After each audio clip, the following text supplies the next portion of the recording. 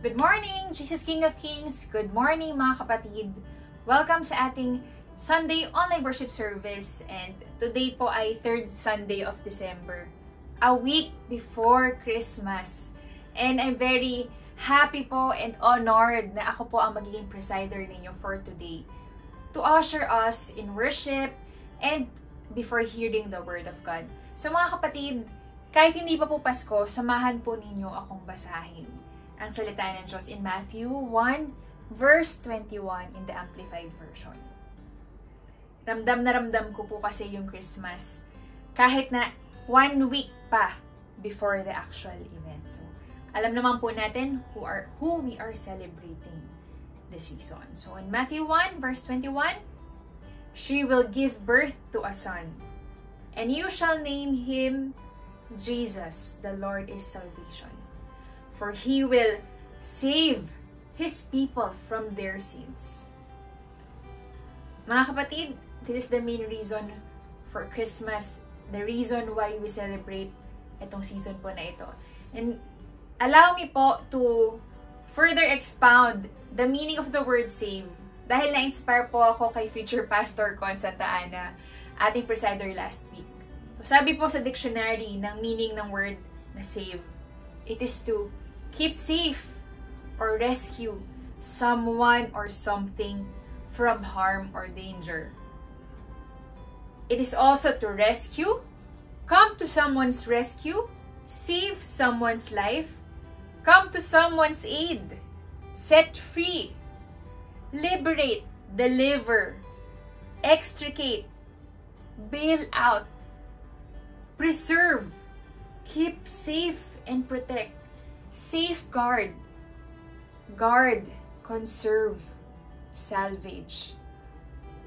Marami pa pong words dito that I did not read anymore, but alam naman po ninyo kung gaano natin kakailangan ng isang Savior, someone who will salvage us from the consequences of our sins. But thank God, because 2,000 years ago, a Savior was born, and His name is Jesus. Mga kapatid, samahan niyo po ako na manalangin before we begin our worship. Father God, maraming salamat po because you gave us the greatest gift of all, your Son Jesus. Thank you po for His life that allowed us to be saved, rescued from harm and danger of our own sins. And Lord, maraming salamat po because today and in this whole month, we are celebrating His life. We are celebrating the salvation that we have through Him.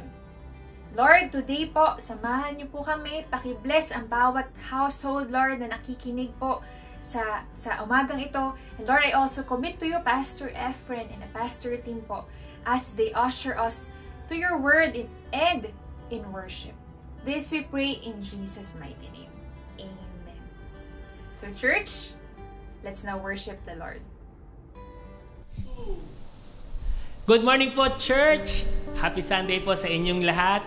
We are gathered here again po to celebrate, to worship the Lord our God. Yun na po sabi nga po sa Bible, for where two of you are gathered together in His name, He is there in our midst. Amen. Ito po ginagawa natin na to. It's not for man. It's not for anyone na nandito ngayon, but it is for Him. As we gather in His name, sabi nga po, He is in our midst. Pwede ko ba kayong maanyayahan ngayon? Can we just give Him all the best praise today as we give Him all the glory and all the honor? Hallelujah! Woo!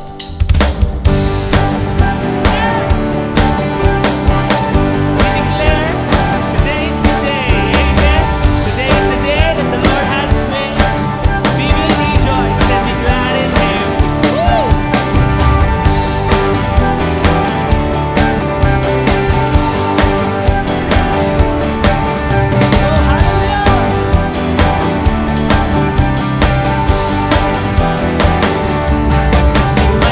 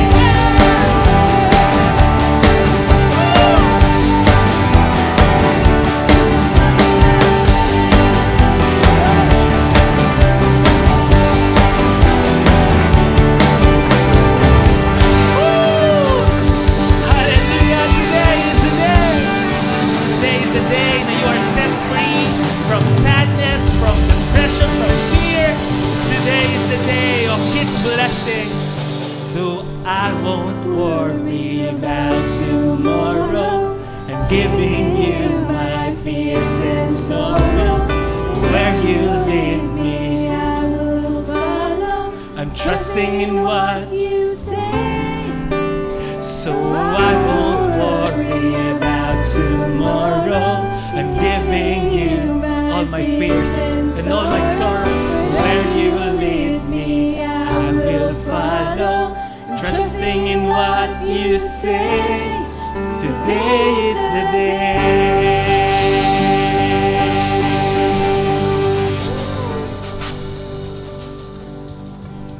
Amen and amen. Father God, I thank you po because totoo po yung sinabi mo po that today is the day po that you have made.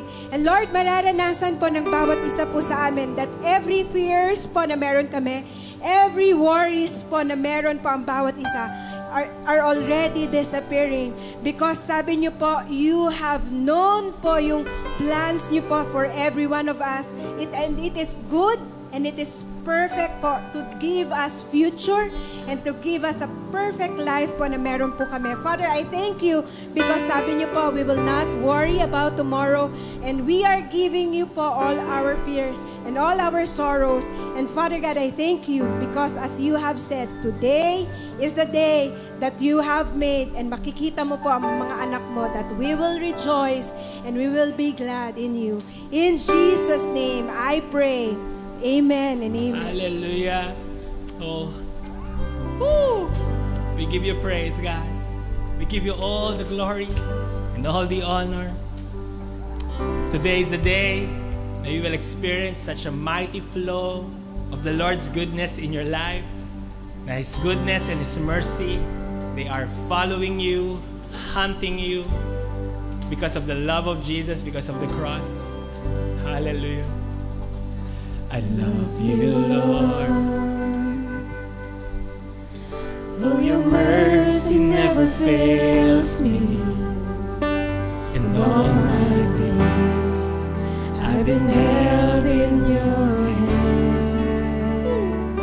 From the moment that I wake up until I lay my head, oh, I will sing of the goodness of God.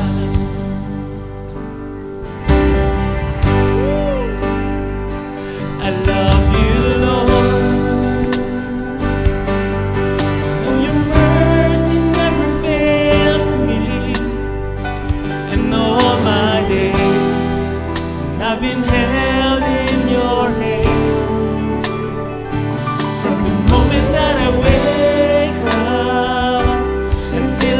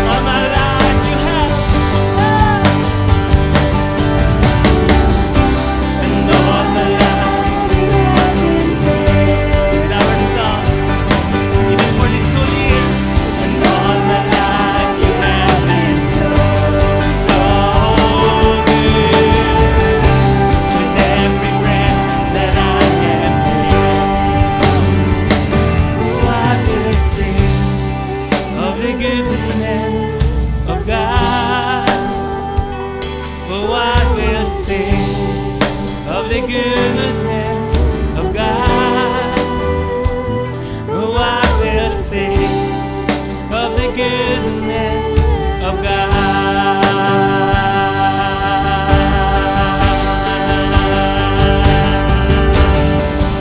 Your goodness is running after me. Your goodness is running after me. With my life laid down, I surrender now. I give you everything. Your goodness is running after me. Your goodness is running after me. Come on, church, says His goodness.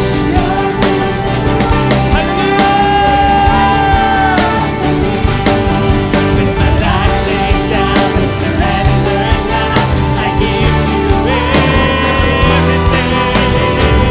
Your goodness is running after me.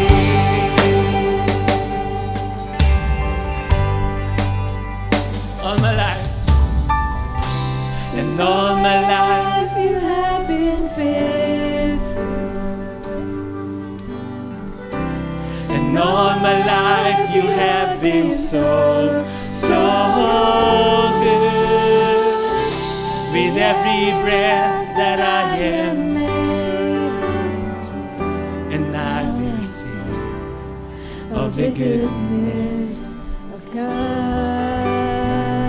No, I will sing of the goodness of God. Oh, I will sing of the goodness of God.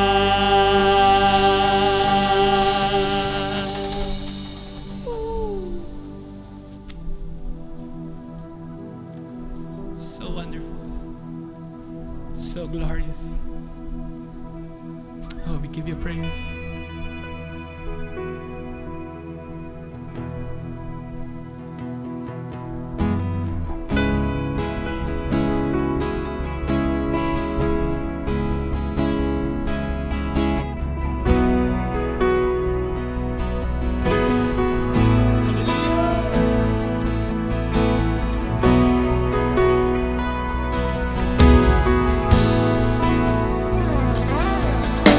No, I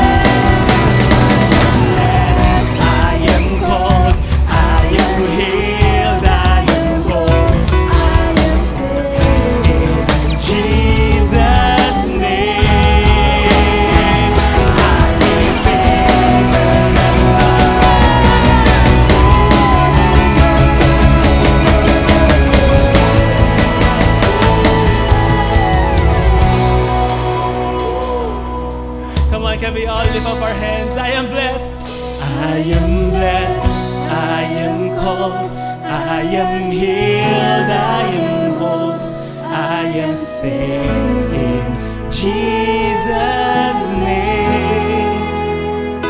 Highly favored, anointed, filled with your power for the glory of Jesus' name.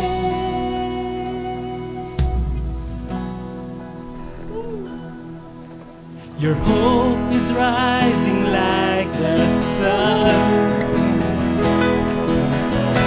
The old is gone, the new has come.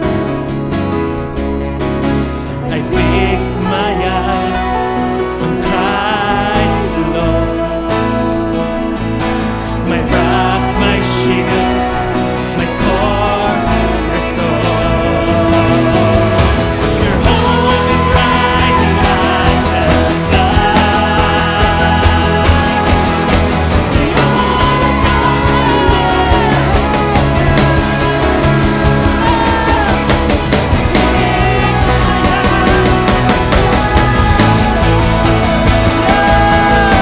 my rock, my shield,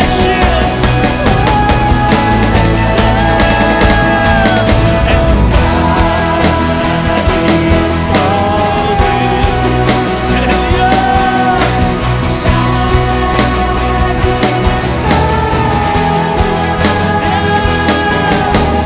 God is so good. He's so good to me. God, you're so good. Hallelujah. And God, you are so good. And God, you're so good. You're so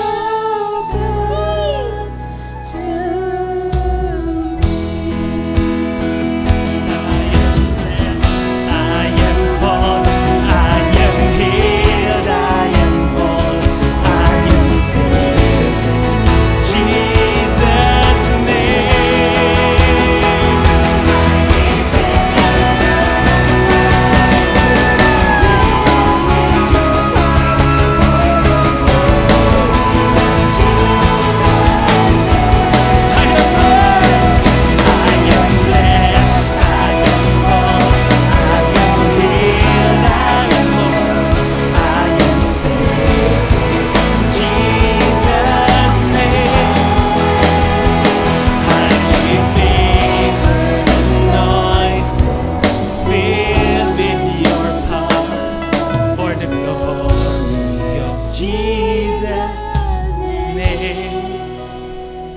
I am blessed, I am called, I am healed, I am whole, I am saved in Jesus' name.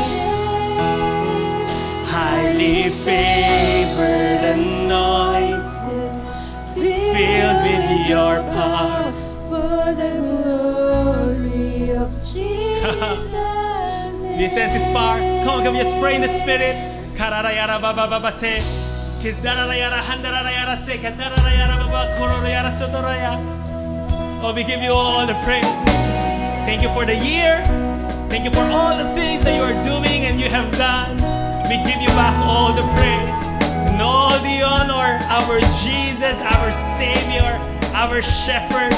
There is none that compares to you. We thank you. We thank you. We thank you. Can we all lift up our hands for the last time? We say, and God, you're so good. And God, you're so good. And God, you're so good. You're so good to me.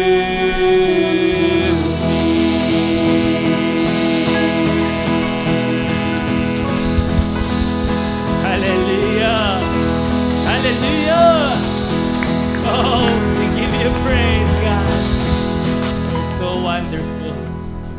Lord, maraming salamat for visiting us once again in our houses. Lord God, in the place na dinesignate mo privately sa amin as a place where we can meet you. Lord, sabi mo, he who dwells in the secret place of the Most High shall abide under the shadow of the Almighty. And we will say of the Lord, you are our refuge. You are our strength. You are the God in whom we put our trust. Thank you because as we look, Lord God, itong taon na to, you have been so good. Lord God, to the good things na nangyari sa buhay namin, we give you back all the praise and all the glory. To the challenges na meron pa rin, we are declaring to the problem, our God is good. Our God is greater. Our God fights our battle because He loves us, He is for us, and He is with us. Father God, maraming salamat for today. Thank you for allowing us to worship you, to give you all the glory. And Father God, right now, kinukomit namin sa inyo the rest of our worship. We declare na makita ka namin. We declare na i-touch mo yung aming hearts. For every word that is about to be received, it will be planted in our hearts and bear much fruit. Thank you so much. Give you all the glory. In Jesus' most mighty name. And all God's people say, Amen and Amen. God bless you all po mga kapatid. You may all take your seat as we listen to the word of the Lord. A blessed good morning sa inyong lahat, mga minamahal na kapatid sa Panginoon Diyos. Again, welcome kayo sa ating online worship service. At I'm praying na habang kayo ay nakikinig, again, the Lord will speak to each and every one of you at maiintindihan natin ang talagang itinuturo ng ating banal na kasulatan.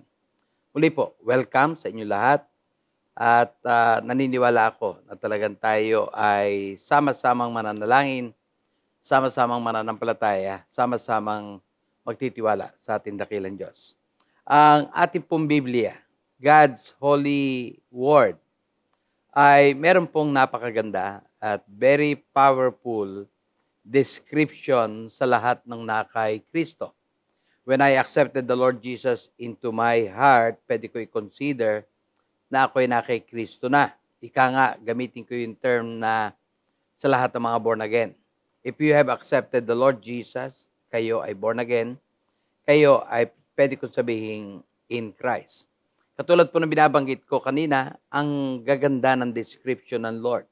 Hindi lang ito maganda, hindi ka lang mapapangiti sa ganda ng description ng Bible, but I really believe that matcha-challenge ka to really live in accordance sa dinedeclare ng Bible. Kunyari, example, ano ba talaga description ng Bible sa lahat ng mga born again? Number one, ang lahat ng born again ay victorious, not defeated. Nagtatagumpay, magtatagumpay, magbuwawagi, hindi talunan. That's what the scripture declares if you are in Christ. Pangalawa, sabi ng Bible, ikaw ay magaling na, hindi ka may karamdaman. Despite the fact siguro, diyan nagpasimula yung buhay ko na marami akong karamdaman at mula nung pinaniwalaan ko na ako'y magaling na, hindi may karamdaman, na ako'y pinagaling na ni Kristo, wow, praise God!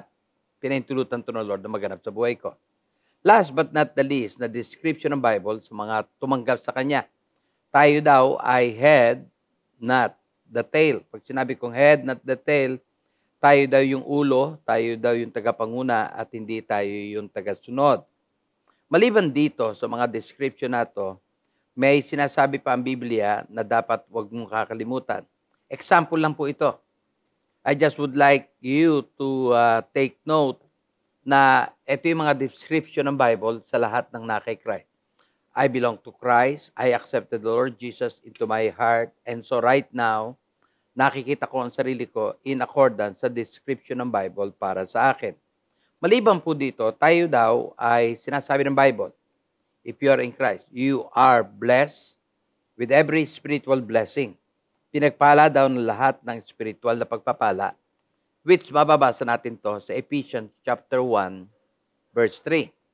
Blessed be the God and Father of our Lord Jesus Christ, who has blessed us with every spiritual blessing in the heavenly places in Christ. Question. Total yan yung pangkalaganapan na description ng Bible tungkol sa isang mananampalataya. So ngayon, nung tinanggap mo si Christ, sinasabi ng Bible, you're blessed.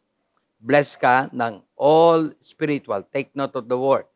Every spiritual blessing in heavenly places. Question. Ano ba yung mga spiritual blessings na yon? At dapat ko ba itong malaman? At ano ba ang mga iyon? At ano ba ang paliwanag tungkol sa mga bagay na yun? Well, magbibigay lang ako sa inyo ng ilan para sa ganon, maintindihan nyo na yung blessing na tinanggap ko, tinanggap din ninyo. Basta tumanggap ka kay Christ, yung binanggit ko kanina, na sinabi natin na kayo ay head, not the tail, kayo ay healed, you're not sick, kayo ay victorious. Blessing mo na yon kay Lord. Ang dalangin ko na lamang, at meron akong sasabihin sa inyo mamaya, na yung mga blessing na binabanggit dito sa Ephesians 1:3, spiritual blessing, ay kailangan nating malaman. At hindi lamang dapat malaman, kailangan natin itong sampalatayanan. At yung kauli-ulihan, I would like to speak on this, kailangan mo itong ipaglaban. So again, balik po tayo. Ano ba yung mga spiritual blessing? Let me give you the first spiritual blessing. Hindi po ito yung kauna-unahan, pero isa po ito sa blessing na tinanggap natin kay Lord. Ikaw, right now, is raised with Christ. Itinaas kasama ni Kristo. Mababasa to sa Colossians 3:1. Mamaya babasahin ulit natin yung 1 na yan. If then, you were raised with Christ. Dahil kasi kung ano nangyari kay Christ, nangyari sa iyo. Kaya sabi ng Bible, if then you were raised with Christ, seek those things which are above, where Christ is sitting at the right hand of God. Una muna, ikaw ay kasamang itinaas. At dahil kasi kasama ka itinaas, inuutusan tayo ngayon to seek those things which are above. Hindi mo pwedeng gawin yung pangalawa na hanapin ang mga bagay sa langit kung hindi kanya itinaas kasama ni Kristo sa langit. So meaning, katulad po ng topic ko nakaraan, pagka meron siyang ni-require, diniman, hinihingi, He provides. Amen? So dito makikita mo, itinaas ka muna niya, at nung itinaas ka niya, inuutusan tayong to seek those things which are above. Ang anong ibig sabihin nito? Ikaw ay nasa taas. Ikaw ay nasa langit with God. Please take note of that. At mas mataas ka pa kaysa Satanas, mas mataas ka pa kaysa sa demonyo, mas mataas ka pa kaysa principalities. Because according to the Bible, Satanas at pati mga kampo niya ay prince of the power of the air. So, nasa ng air. Ang air hindi ko nakakarating ng langit yan. Wala ko sa langit yan. Sila ay nasa kalawakan lang. Pero sabi ng Bible, sino tayo? Tayo, nasaan tayo? Na tayo kasama ni Kristong nasa langit. Raised with Christ. That's your position. That's your spiritual blessing na tinanggap kay Lord. Pangalawa, ang ating position o yung ating, sabihin po natin na binabanggit na spiritual blessing na tinanggap kay Kristo sa Diyos is none other than we are seated with Christ at the right hand of God. Mababasa natin to sa Colossians 3:1. Nabasa natin to kanina. Pero lalagpasan na po natin yung first part. Basahin na lang natin yung where Christ is sitting at the right hand of God. Amen. Ang mga demonyo, for your information, nasa kalawakan. Kaya ang tawag sa kanila ni Paul sa Ephesians, they are the prince of the power of the air. Nasa kalawakan lang. Pero tayo, ng mga mananampalataya, tumanggap kay Kristo, ay nasa langit. Which means, kung tayo kasama nakaupo ni Kristo, it means power and authority ipinagkaloob sa atin, power to witness, power to do signs and wonders, at binigyan din tayong authority over demon spirit, over many things. Amen? Pangatlo, ano sinasabi sa atin? We died with Christ. At pang-apat, your life is hidden with Christ. Mababasa natin to sa Colossians chapter 3, verse 3. For you died, yun po yung una, and your life is hidden with Christ in God. Amen? Madalit sabi, mga minamahal na kapatid sa Panginoon, ito yung ating spiritual blessing. Hindi ho natin to nakikita with our eyes, pero kung ating pananampalatayanan, paniniwalaan, yung binabanggit ng Bible, binibigyan tayo ng Lord ng saying ay nakikita na natin ang ating mga sarili. So kung ikaw ay nagpunta sa isang lugar, nakikita mo na ikaw ay nag-iisa, hindi mo nakikita yung eyes, hindi mo nararanasan yung eyes na binibigyan ng Lord. Spiritually speaking, hindi ka nag-iisa, kaya pala ang iba, by faith, binabanggit nila, marami kami. At kasama ko ang God the Father, God the Son, God the Holy Spirit. Marami akong angels na kasama, spiritually speaking. Kaya nga kanina binanggit ko, meron tayong mga blessing, spiritual yon. Amen? Napakarami ng mga blessing na iyon. At kaya nga kung sasanayin natin ang ating mga sarili mula sa araw na to, na makita natin yung sinasabi ng Bible na dapat natin makita at maranasan natin yung dapat nating maranasan, it's only by faith. Kaya nga mamaya pupunta tayo sa pananampalataya para makita nyo na kailangan pala talaga na paniwalaan natin to. To God be the glory. Amen. Now, kasama din dito sa tinatawag nating spiritual blessing, yung ikaw mula nung araw na tumanggap ka kay Christ ay victorious. 1 Corinthians 15:57. But thanks be to God who gives us the victory through our Lord Jesus Christ. Other than that, ikaw din ay more than conqueror. Romans 8:37. Yet in all these things, we are more than conquerors through Him who loved us. Kasama din dito na ikaw ay pinatawad sa lahat ng iyong kasalanan, past, present, and future. Ikaw din ay pinilaya sa lahat ng sumpa at pinagaling ka rin sa lahat ng iyong karamdaman. In short, lumalabas ang plano ng Diyos sa iyo, sa akin, sa atin lahat ay walang iba kundi maghari sa mundo o maghari sa buhay. To reign in life. Romans 5:17, hindi ko na binasa yung first part because doon binanggit ang naghari ay kamatayan. But today that you are in Christ, you receive the abundance of grace and of the gift of righteousness will reign in life through the one, Jesus Christ. Can you say amen to that? Madalit sabi, pinakita ko lang ho sa inyo na in accordance with the Bible, dati tayo, wala tayo kay Christ. In Adam tayo. Kaya pala lahat ng nakiadan, minana natin. But praise be to God. Like I said, the day came when God allowed me, allowed you, lahat kayo nakikinig sa akin, and this is my prayer, na sana naranasan nyo yung saving power, saving knowledge of the Lord. Dumating yung time na nalaman mo Christ came here, 2,000 taon na nakakaraan, namatay para sa atin. At nung maintindihan mo siya namatay para sa iyo, you confess all your sins. At pagkatapos, you accepted the Lord Jesus into your life. At kung born again ka, tinanggap mo siya. Yung binabanggit ko kanina na description ng Bible na ibinibigay sa mga tumanggap sa Kanya is also yours. Pwedeng hindi ito nangyari sa iyo, pero yun ang totoo.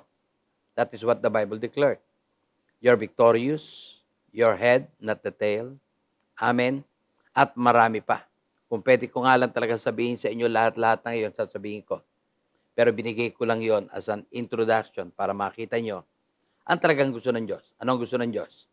Kayo at ako maghari dito sa lupa. Kung ganyan pala kaganda ang plano ng Diyos sa atin, at sinigurado pa niya na lahat ng kakailanganin mo para sa buhay, kabanalan, ay i-provide na niya. That's what the scripture declare. And I would like you to memorize this verse, the 2 Peter 1:3. I like that verse. As His divine power, talking of the power of God, has given to us all things that pertains to life. Meaning, ang nagbigay pala sa iyo ay makapangyarihan o kapangyarihan ng Diyos. Amen? Patungkol saan? Life and godliness. Through the knowledge of Him who called us by glory and virtue. Take note, lahat ng bagay na kakailanganin mo tungkol sa buhay, life, at tungkol sa godliness ay pinagkaloob na ng ating Ama. So, ang tanong natin ngayon, amen, ang ganda ng plano. Kung ito ang plano ng God, amen, na tayo ay tumanggap ng lahat ng kakailanganin ko for life and godliness. No doubt, that's God's plan. Amen. So ngayon, kung ito ay plano ng Diyos, anong gagawin ko? Meron ba akong gagawin? Meron ba akong part? Meron ba akong dapat malaman? Ano ang kailangan natin? Magpo-focus lang po ako sa tatlo para maintindihan nyo na bilang anak ng Diyos, amen, ngayon, na-born again tayo. I came to know the Lord 1973 at sa Bicol na pinupuntahan po namin, almost every week may mga tumatanggap at pwede ko i-consider na talagang kabo-born again lang nila. At sila na mga tumanggap kay Lord na born again, meron ba silang dapat malaman? I definitely will say and tell you yes. Meron. Kunyari, katulad natin, meron ba? Ano yon? Kailangan nating malaman ang mga bagay that Christ has finished. Alamin ang mga natapos ni Kristo. 2,000 taon na nakakaraan na parito siya mula langit, bumaba dito sa lupa, at marami siyang ginawa. Nabuhay, namatay, at napako sa krus. And because of all those things na ginawa niya, kaya tayo ngayon ay mapalad, na ngayon ay dati tayo may sumpa, wala na ang sumpa, dati tayo may karamdaman, tayo gumaling. Lahat-lahat ng ginawa niya, na ipinagkaloob niya, kailangan alamin natin bilang mga believers. Sabi nga sa isang talata, John 8:32, and you shall know the truth, and the truth shall make you free. Halimbawa, ano ba ang truth? Dahil kasi sabi niya, malalaman ko ang katotohanan, at ang katotohanan magpapalaya sa akin. So, ang tanong natin, ano yung truth? Amen? Ano yung truth tungkol sa ating sickness? Pinagbayaran na niya. Nabayaran niya. Ano ang truth regarding your healing? Well, according to the Bible, ang truth regarding my healing, pag binasa mo ang 1 Peter 2:24, ganito mababasa mo. Who himself bore our sins in his own body on the tree. Yan ang kanyang ginawa. That we, having died to sins, might live for righteousness, and by whose stripes you were healed. Actually, alam natin, ang kumuha ng ating mga kasalanan, walang iba kundi si Kristo. Ang nagbayad sa ating kasalanan, walang iba kundi si Kristo. At dito binabanggit, napag-aralan natin na yung ginawa niya, pwede palang ginawa natin, ginawa niya para sa atin, kaya nga pwede mong angkinin. Ngayon, dito mo mababasa na sa pamamagitan ng kanyang sugat, kanyang mga latay, ikaw ay pinagaling niya. Madaling sabi, 2,000 taon na nakakaraan. Yun ang nangyari, 2,000 taon na nakakaraan nang siya mamatay. Tayo ay kanyang pinagaling na. And if you can see that and believe that, God bless you. So ito yung dapat mo munang malaman. Dapat mong malaman 2,000 years ago namatay siya para sa atin. 2,000 years ago, binayaran niya ating kasalanan. 2,000 years ago, binayaran niya ating mga sumpa. 2,000 years ago, tayo ay pinalakas niya. 2,000 years ago, ginawa niya tayong victorious. So, dapat nating malaman. Ano ba ang mga truth kunyari tungkol sa ating mga sumpa? Ito yung dapat nating gawin. Number 1, dapat malaman mo yung mga ginawa niya na tugma para sa atin at para sa atin. Ano ang regarding sumpa? Galatians 3:13, ang sabi diyan, Christ has redeemed us from the curse of the law, having become a curse for us, for it is written, cursed is everyone who hangs on the tree. For your information, tayo ay tinubos na niya sa mga sumpa. Dahil binayaran niya lahat ng sumpa na sumatao, na sumaatin.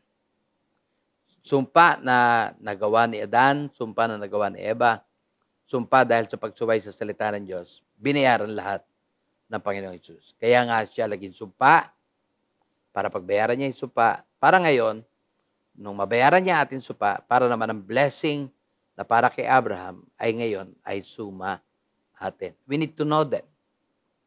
And I'm telling you right now, kailangan malaman mo na lahat ng yon ay wala nang power, wala nang effect para sa ating life. May sakit ka, binayaran niya ang karamdaman mo. May sumpa ka, binayaran niya ang sumpa para sa iyo. Amen. Kung ano't ano man ang mga laging dulot ng kasalanan, kamatayan sa tao, binayaran ito lahat ni Kristo. Kaya ngayon, dapat alamin mo yon. Learn them. Study them. and believe what the Lord Jesus have provided for each and every one of us. Kunyari, meron pa isa na gusto ko bago ko ito iwan. At speaking of spiritual truths o spiritual gifts na binibigay ng Lord, diyan niya tayo ngayon gagamitin ng Lord. Bibigyan tayo ng mga tinatawag nating kaloob. Meron bang gusto ang Diyos? Yes, meron. Ito ang gusto ng God. Now, concerning spiritual gifts, brethren, I do not want you to be ignorant. Ayaw niya na tayo hindi maalam tungkol sa spiritual gifts. O ayaw niya na tayo ignorante tungkol sa tinatawag nating spiritual gifts. Amen. So this is the first thing na dapat natin gawin. What I will do is to read my Bible. What I will do is learn more of what the Lord has provided para sa buhay natin. Yung mga bagay na talagang ginawa niya, pinagkaloob niya, alamin natin. Amen. It's your duty, your job, na alamin yon. Pangalawa, ang kailangan mo ngayon, pagkatapos mong malaman ang lahat ng ginawa ng Lord, is that you need to believe the finished work. Amen. Kailangan paniwalaan natin o sampalatayanan natin ang natapos na gawa ng Panginoong Jesus. Ika nga, mga natapos niya para sa atin, mga ginawa niya para sa atin, katulad ng binabanggit sa Hebrews chapter 4 verse 2, kailangan palang manampalataya. For indeed the gospel was preached to us as well as to them, but the word which they heard did not profit them, not being mixed with faith in those who heard it. Sabi ng talatang ito, yun daw nadinig mong salita ay walang silbi kung walang pananampalataya. Maliban dito, ano pa? May binanggit siya sa Hebrews chapter 4 verse 3.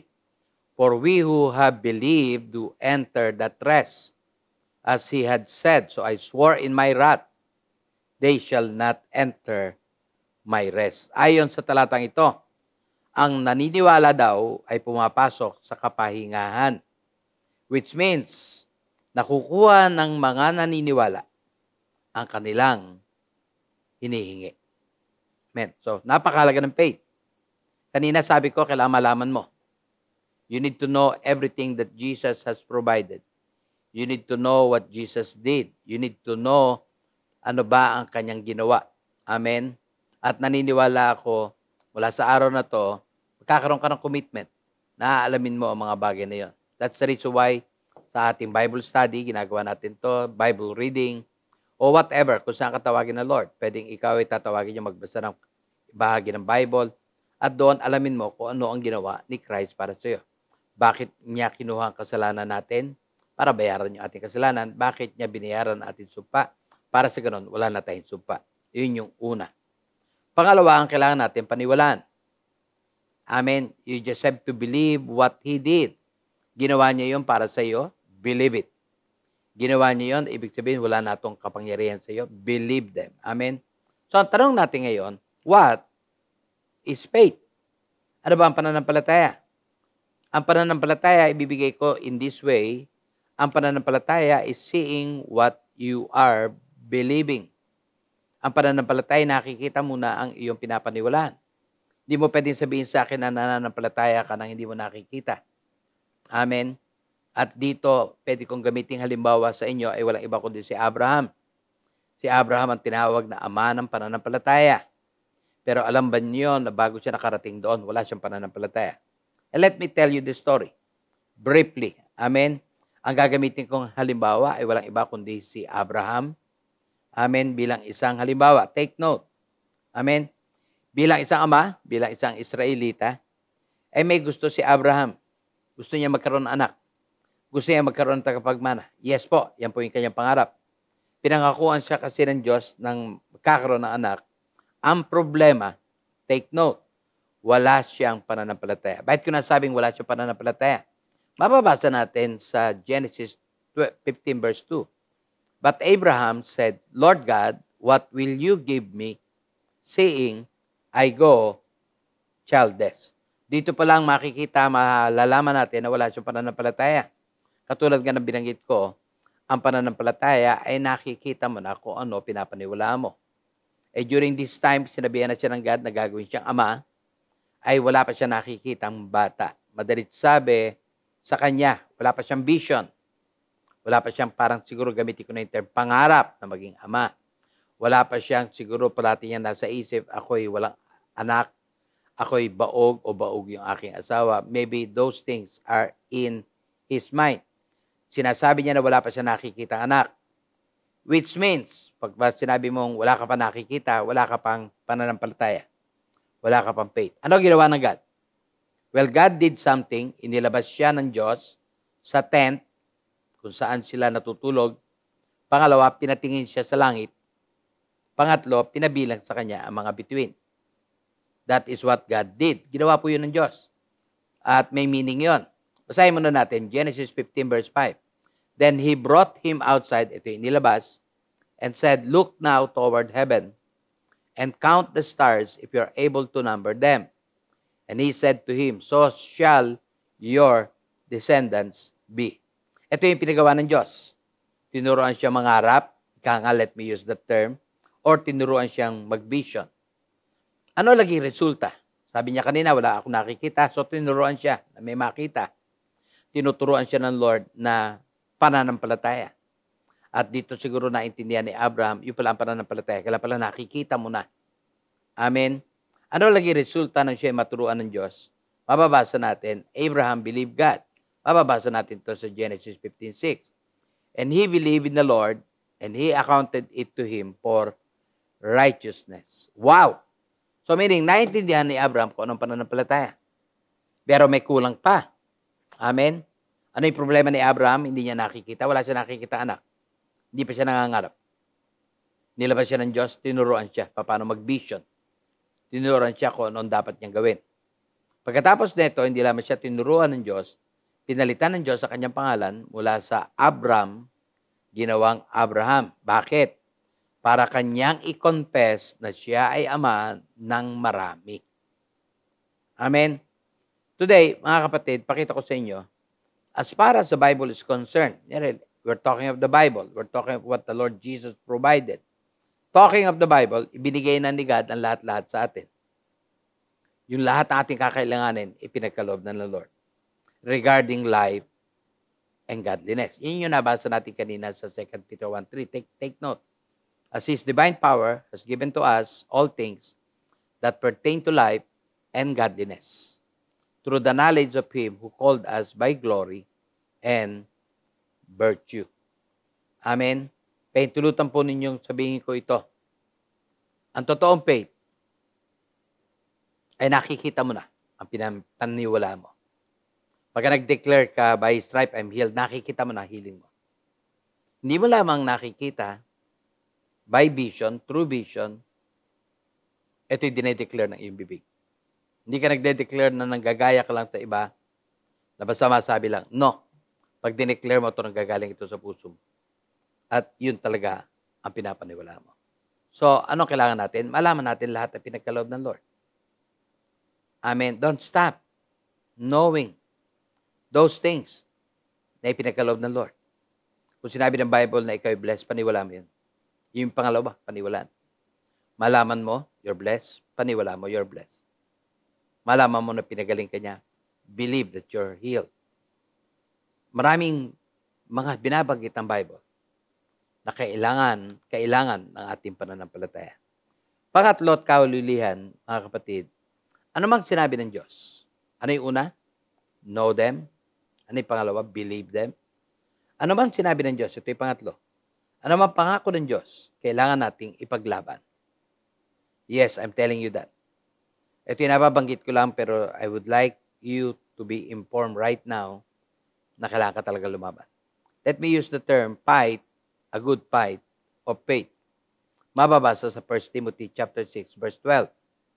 Fight the good fight of faith, lay hold on eternal life, to which you were also called and have confessed the good confession in the presence of many witnesses. Yaman din lang na pinagkalooban na tayo ng Diyos ng faith.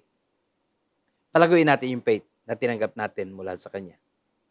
Gamitin natin yung faith na tinanggap natin sa Kanya. At lumaban tayo sa pamamagitan ng pananampalataya. Yan po ang ginawa ni Apostle Paul hanggang sa dumating siya sa end ng kanyang life. Ano sabi ni Apostle Paul at the end of his life? 2 Timothy chapter 4, verse 7. I have fought the good fight. I have finished the race. I have kept the faith. Hallelujah. My God. Thank you, Lord, for the life of Apostle Paul na ginamit mo para sa amin. Thank you, Lord, na ngayon tinuturo mo sa amin. Alamin namin lahat ng ginawa mo. Tapos na yung lahat. Done deal na. No one can erase that. Pangalawa, hindi lang namin ito alamin, paniwala namin. We'll put our faith in them. Bagamat dito sa mundo ang kalaban namin, maraming bagay sa mundong ito. Kunyari, kami nagkasakit, tatanungin kami ng doktor, anong lahi namin, sino sa amin na may sakit na ganito. And Father God, as far as the Bible is concerned, pinutol mo na sumpa na mamanayin namin. And so we believe your word. At ngayon, pinaglalaban namin ang ginawa mo. Amen. Bagamat, Lord, may mga pagkakataon natagalan bago nawala, but we keep on fighting. Pwede namin sabihin that we have fought the good fight of faith. Magtatapos po ako, mga minamahal na kapatid sa Panginoon Diyos, sa mga sumusunod. Let me just remind you of this. Si Moises na instrumental para ang Israelita ay lumabas ng Egypt at tumawid ng Red Sea. Si Moises din ang instrumental para matayo ang tabernacle. Yan po yung litrato ng tabernacle during the Old Testament time. Amen. Pero alam nyo ba na bago mangyari na maitayo ang tabernacle, nakita niya muna ito. Let me use the word, nakita ni Moises ang tabernacle.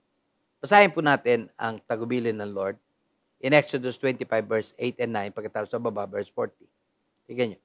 And let them make me a sanctuary, that I may dwell among them, according to all that I show you. Take note of that word. According to all that I show you. So, pinakita ng God.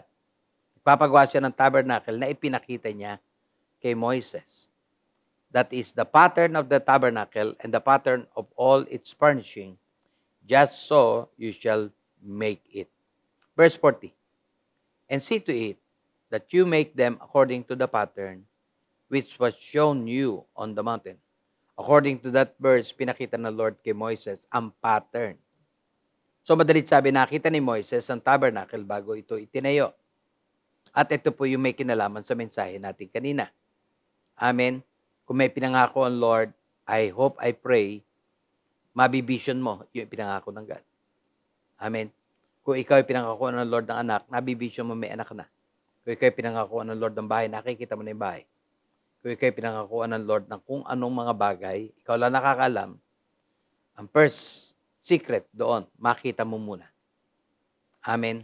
Tapos kasama dito yung kino-confess mo with your mouth. Si Abraham po, bago nagkaanak, for your information, ay nakita niya muna si Isaac. What? Sa pamamagitan ng mga bituin. Nakita niya ang langit. Amen. At sa pagdedeklara niya na siya ay ama ng maraming nilalang. Ano ba sabi ng Lord? Diba, bibigyan siya ng lahi. Pagpapalain siya. Pagkatapos ano sabi ni Abraham, wala pa ako nakikita anak. Ano ginawa ng Lord? Inilabas siya ng tent, pinatingin sa taas, pinabilang ang bituin. So madalit sabi, halos nakita niya na si Isaac na yung mga bituin na nakita niya ang sumisimbolize sa kanyang anak. So madalit sabi, pwede natin sabihin na kung talagang naniniwala ka, dapat nakikita mo na. Kaya nga, yun po yung ating focus ng ating pag-aaral ngayon. Ganon din po si Rebecca, na asawa ni Isaac, ay ipinaglaban si Jacob para ang sinabi ng Diyos ay matupad. Ano ba sabi ng Panginoon? Ang bunso, ang siyang mangunguna. Yung panganay susunod sa bunso. So meaning, tumutukoy yung bunso kay Jacob at nakita na ni Rebecca, si Jacob, na siyang magiging tagapanguna. Nakita niya na. Nalaman niya na. At yun ay kanyang binantay, bagamat merong maling ginawa siya. Pero ang maganda dito, binantayan niya yung sinabi ng Panginoon Diyos. Si Joseph ay nag-antay hanggat natupad ang vision na maganap sa buhay niya. Ano ba nakita ni Joseph? Nakita niya through dreams na ang kanyang mga kapatid ay yuyukod sa kanya. Amen. Nakita yon ni Joseph. At dahil kasi nakita na ni Joseph, siguro doon nakatuon ang isip, pananaw ni Joseph, nagkatotoo yun. Mga kapatid sa Panginoon, I'm telling you this. Kung tatanungin ko kayo, ano ba ang sinasabi ng Diyos na mangyayari sa taon 2022 para sa iyo? Ano ba ang iyong pinapaniwalaan? Ano ba ang iyong pinapaniwalaan para sa taong darating? Kung ikaw ay may karamdaman, I'm talking to you. Kasama ang kagalingan sa ipinangako ng Panginoon Diyos. Tungkol sa sumpa, pinalaya na tayo ng Diyos sa sumpa. So, wag nyo nang iisipin ng sumpa. Isipin mo na ikaw ay pinalaya, binayaran na ni Kristo ang mga sumpa sa buhay mo.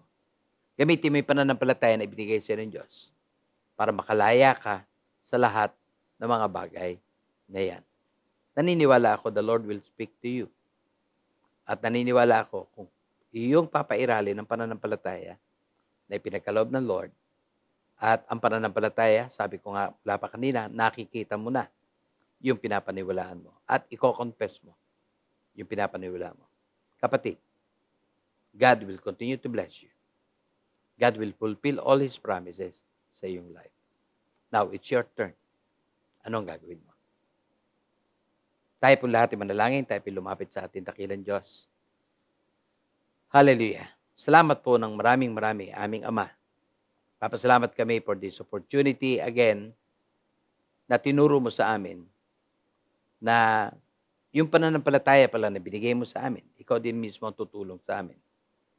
We're so thankful right now, naintindihan namin na dapat pagka kami naniwala, makita muna namin yung aming pinapaniwalaan. Help us, Father God, to declare with faith yung aming pinapaniwalaan. And thank you so much, Lord, kasi kaya mo to tinuturo sa amin, gusto mo na bawat isa sa amin lumakad ng may pananampalataya. We believe, Father God, there's nothing impossible to those who believe. And so right now, uumpisa naming maniwala, manampalataya. At salamat, dahil kasi, Panginoon, tinitignan mo ang aming pananampalataya, at pag nakita mo ang aming pananampalataya, ito ang ginagawa mo para sa amin. We love you, we honor you. We give praise to your wonderful name. In Jesus' name we pray. Amen. Magandang umaga po ulit sa inyong lahat, mga minamahal na kapatid sa Panginoon. God bless us all. Thank you, Pastor Efren, for sharing the Word of God. Muli, meron na naman kami ibabaon na strength and wisdom and encouragement for the rest of the week. So mga kapatid, I pray po that the rest of the week, maranasan po ninyo ang nasa Matthew 1, verse 23 in the Amplified Version po muli. That behold, the virgin shall be with child and give birth to a son, and they shall call his name Emmanuel, which, when translated, means God with us. I pray mga kapatid, as we go forth, celebrate this next week, celebrate Christmas with our family, maranasan po ang bawat isa sa atin that truly God is with us.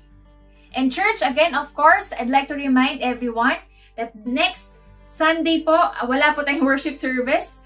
Ang ating worship service po will be happening ng Saturday on Christmas Day itself. That's December 25. Alright, so mga kapatid, don't forget po, wala po tayong worship service next Sunday, December 26. Instead, our worship service will be happening po on Saturday, December 25. Alright, so Merry Christmas, advance Merry Christmas po sa inyong lahat. See you next Saturday. Pwede ko ba kayong maanyayahan ngayon? Can we just give Him all the best praise today as we give Him all the glory and all the honor? Hallelujah! Woo!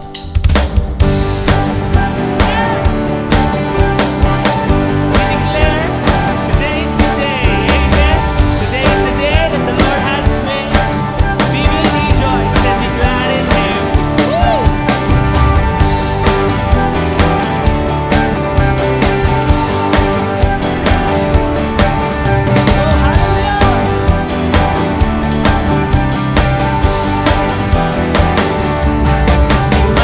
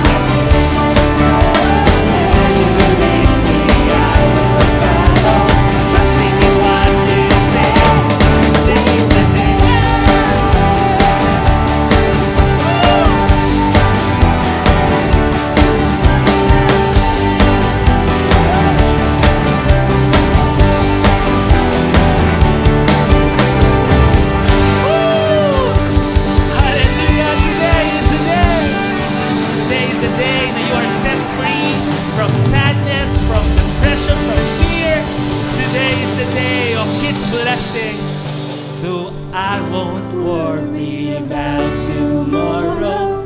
I'm giving you my fears and sorrows. Where you lead me, I will follow. I'm trusting in what You say. so I won't worry about tomorrow. I'm giving you all my fears and all my sorrows. Where you lead me, I will follow. Trusting in what you say. Today is the day.